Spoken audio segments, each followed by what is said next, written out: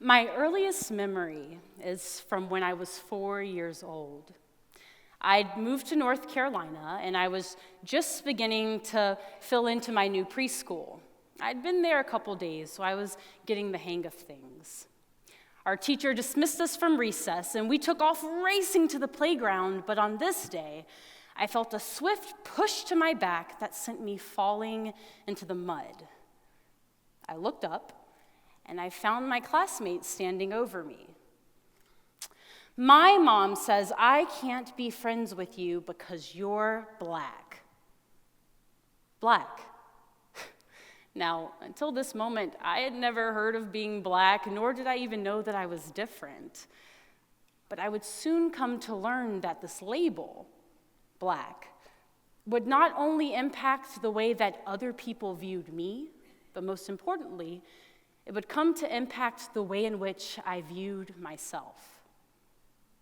You see, young girls of color learn at a very early age that they are on the margins of what's considered the norm by society, that the complexion of their skin puts them on the margins of what's desirable and what's beautiful. These messages are transmitted in myriad ways through television shows, protagonists in movies, the covers of magazines, and even observing who's being asked to the school dances. It's because of this conditioning that I founded BeautyGap, a nonprofit organization that hopes to increase the self-esteem of young girls of color all around the world by providing them with black and brown dolls. Now, the idea for BeautyGap was birthed in the summer of 2009 when I headed to Ghana to work with incarcerated girls. As an African American, I was ecstatic to be going to Africa for the first time. I thought, finally, I'll be somewhere where the texture of my hair and the color of my skin will not only be the norm, but it will be embraced and celebrated. So you can imagine how disappointed I was when I learned otherwise. One of the first activities I did with these young girls is I had us sit in a circle and share with each other what our dreams for our lives were. I wanted us to then map out the steps we needed to take in order to bring those dreams into fruition. So, of course, the first step for everyone was to get out of jail. I was surprised when one young woman contributed, "My dream for my life is to marry a white man so that my children don't have to look like me." I was shocked. But the shock was only compounded by daily conversations I would have with these girls who expressed their discontentment with the shade of their skin, the width of their noses, and how big their lips were. They wanted to look more American. I was surprised that even though they lived a world away, these young girls were struggling with the same pressures to fit into the Eurocentric standard of beauty with which I struggled. Their beauty routines consisted of rubbing in bleaching cream, maneuvering makeup in a way that would make their noses look thinner, and putting chemicals into their hair. But honestly, what bothered me the most was that as I traveled throughout the country, every single little girl that I saw cradling a doll was embracing a doll that had porcelain skin, blonde hair, and blue eyes. What was going on? I began to inquire, and I learned that this was not just specific to Ghana, but in developing nations all around the world, the dolls that are the most affordable and the most accessible are those that have been donated from Western countries. So they just happen to be white.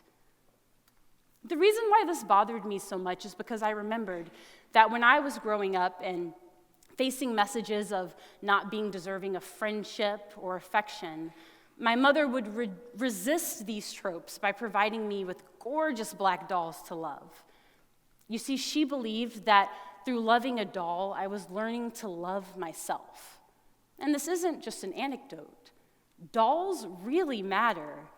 Psychologists have found that surrounding children with self-affirming images like dolls increases their chances of having a strong self-concept.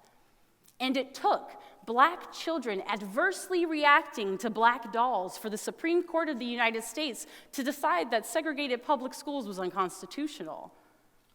So with all of this in mind, I knew what I wanted to do. I wanted to get black dolls into the arms of my girls in Ghana, and not just in Ghana, but in the arms of girls of color all over the world.